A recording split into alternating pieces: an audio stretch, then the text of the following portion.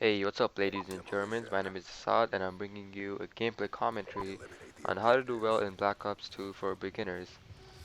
Alright, so I'm not gonna pretend like I'm the greatest player of all time or anything like that. I'm actually struggling with Black Ops 2 right now. Um, but I remember when I first got in Call of Duty, I remember the mistakes I made as a beginner, and now when I look back at it, I can see, okay, well, I could have done that differently, or I could have done that to make my gameplay better, and so on. So I'm gonna give you a few tips. This is for beginners, by the way. So if you're already an experienced Call of Duty player, this video is probably gonna be useless for you. But if you're just starting off with Call of Duty and Black Ops 2 is your first Call of Duty, then I'm sure if you try these tips, you're gonna do much better than you're doing currently. Alright, so tip number one, know the maps. Well, this is pretty obvious for many reasons. You have to know the maps to so you know where to go. If you don't know the maps, you're like the kid in the candy store who is lost and doesn't know where his parents are. Excuse me. That was probably a terrible analogy, but you get what I mean, right? So, if you haven't started playing Black Ops 2 yet and you wanna, get a head start, I guess, then you should probably go into public matches. Oh, I'm sorry, private matches and just walk around the maps, see the routes, check where the objectives are, and all that stuff.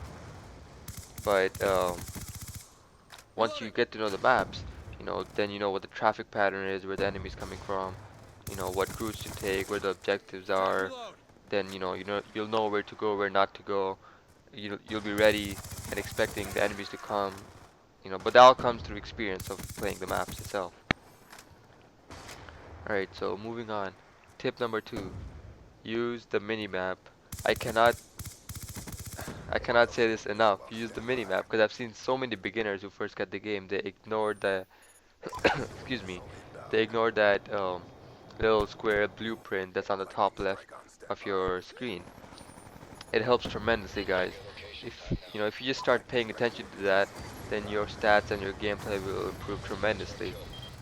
Well, what that basically does is when an enemy shoots an unsilenced weapon, that he shows up as a red dot on the minimap. And when you see the red dot, you'll be aware, okay, there's an enemy there, or I'm sorry, there's an enemy there, and you'll be prepared to meet him head on. um all right, moving on. Tip number three: learn the spawns. Well, this might seem a little tricky at first when I say it, but it's actually fairly simple. There's two ways you can learn the spawn. Well, two ways that I can tell you right now. One way is whenever you die, just pay attention and be conscious of where you spawned. And like, I don't know, just say to yourself, okay, I spawned here, this is a spawn point. And then whenever the enemies are spawning near the spawn point that you know of or that you've spawned on, that you've spawned in and been conscious of, then whenever you're near the spawn point, you'll be like, oh, okay, there might be an enemy there, and you'll be ready if there's an enemy there, and you'll be more aware, and so on. And the other way of learning the spawns, this is probably faster, but you have to get out of your way to do this. Go to the theater lobby and pick any game or any map you want to know the spawns on, and the game mode too, because spawns are different in different game modes. So just go to third person view and move the camera up to bird's eye view and just watch the game, and then just be aware of whenever people die, you'll see them spawning in certain areas, and that helps you learn the spawns much faster. Alright, moving on. Tip number four: play to the strengths of your weapon. Alright, so this is kind of obvious. Different weapons are used for different things. For example, assault rifles are mainly used for mid to long range battles. Submachine guns and shotguns are used for more close range battles or close to mid range battles. Well, submachine guns are close to mid range battles, shotguns are only close range. Snipers and light machine guns are tended more towards long range engagements. So be aware, be aware the weapon you're using and place the sense of the weapon. Tip number 5, choose a weapon according to the map. So if you, for example, well, this is obvious, this ties in with tip number 4, but for example, if you're playing a small map like, say, Hijacked, then you probably want to use a close range engagement weapon because you're going to get into a lot of close range battles with the enemies. So, use a shotgun or a submachine gun. Well, unless you're camping on the second story of the yacht or the boat, wherever the hell it is, and you wanna play like that, then sure you can use an assault rifle. But if you're like on the I'm sorry, I'm treading over myself. But if you're if you're running around, then you probably want to use a submachine gun or a shotgun. All right, moving on. Tip number 6 or 7? I don't remember. I think it's tip number 7, or actually it's tip number 6. Know the game mode you're playing. Um, well, this is also self-explanatory. If you're playing, for example, Domination, then you're gonna have to play a certain playstyle to win the Domination game.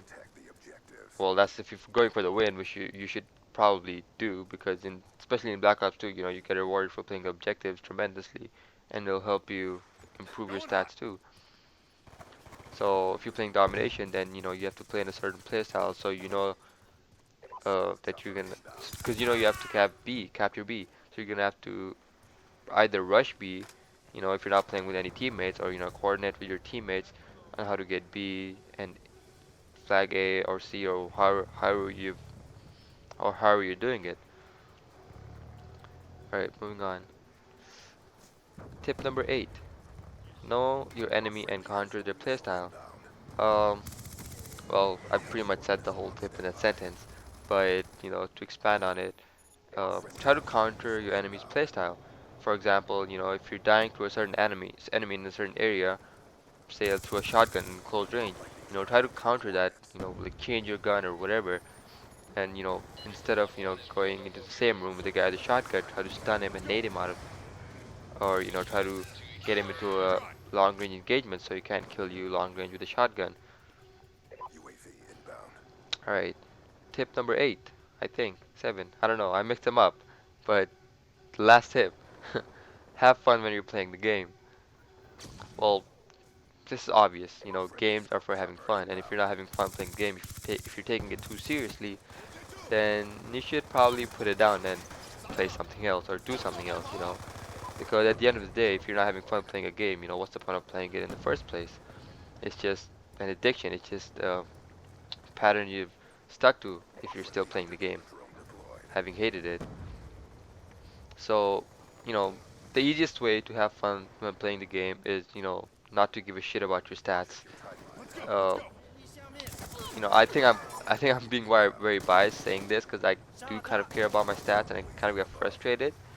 But, in one sense, if you get a little frustrated and, get, I guess, angry at the game, then that helps you become a better player because you want to do better. But in another sense, if you're going overboard with that frustration and anger and not turning it into something positive and just complaining all the time and blaming it on lag or whatever, then you know, there's no point of playing the game.